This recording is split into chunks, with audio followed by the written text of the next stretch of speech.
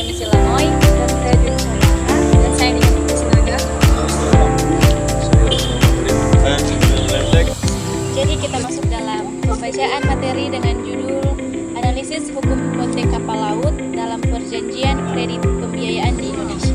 Baiklah, materi pertama mengenai definisi dan karakteristik hipotek kapal laut. Secara umum, hipotek adalah suatu jaminan penundaan atas yang tidak berpihak terhadap kreditur tanpa memberikan hak kepada kreditur tersebut secara paksa jika debitur gagal memenuhi kewajibannya.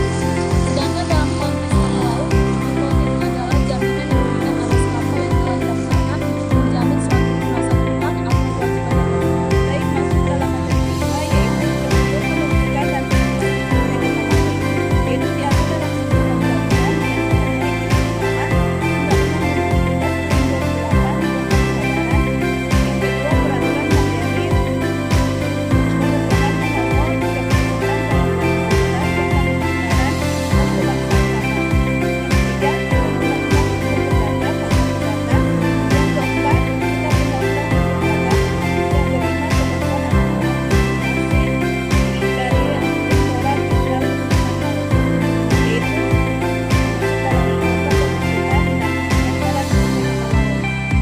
yang pertama, pembentukan hipotek.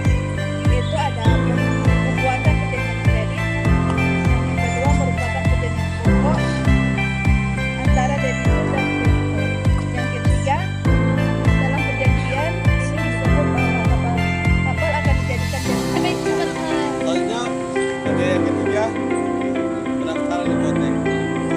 Setelah daftar hipotek selesai dibuat, proses selanjutnya adalah pendaftaran kantor tempat kapal berangkat.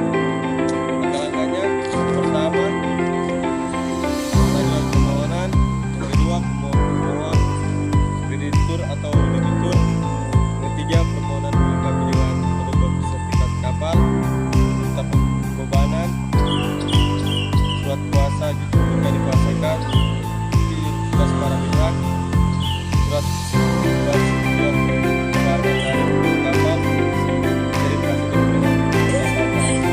Selanjutnya ada kendala hukum dan praktik yang dihadapi dalam pelaksanaan dan eksekusi hipotek kapal laut. Ketika terjadi kontestasi kreditur, kendala hukum dan praktik yang dihadapi. Berikut ini adalah berbagai kendala utama yang dihadapi dalam pelaksanaan dan eksekusi hipotek kapal laut di Indonesia. Pertama, tidak adanya mekanisme parate eksekusi yang efektif. Berbeda dengan hak tanggungan atas tanah atau usia, hipotek kapal tidak secara eksplisit diatur mengenai parate eksekusi dalam undang-undang pelayaran. Artinya, meskipun debitur melakukan prestasi, kreditur tetap harus mengajukan gugatan ke pengadilan untuk mendapatkan penetapan lelang. Berikutnya juga lemahnya koordinasi antara lembaga terkait eksekusi hipotek kapal.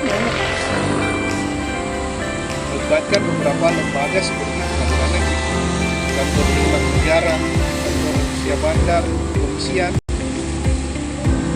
Dalam banyak kasus tidak ada koordinasi yang sistematis antar instansi tersebut.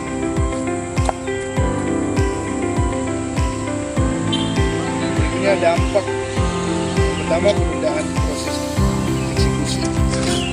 Kedua, inkonsistensi penanganan kasus serupa di wilayah berbeda.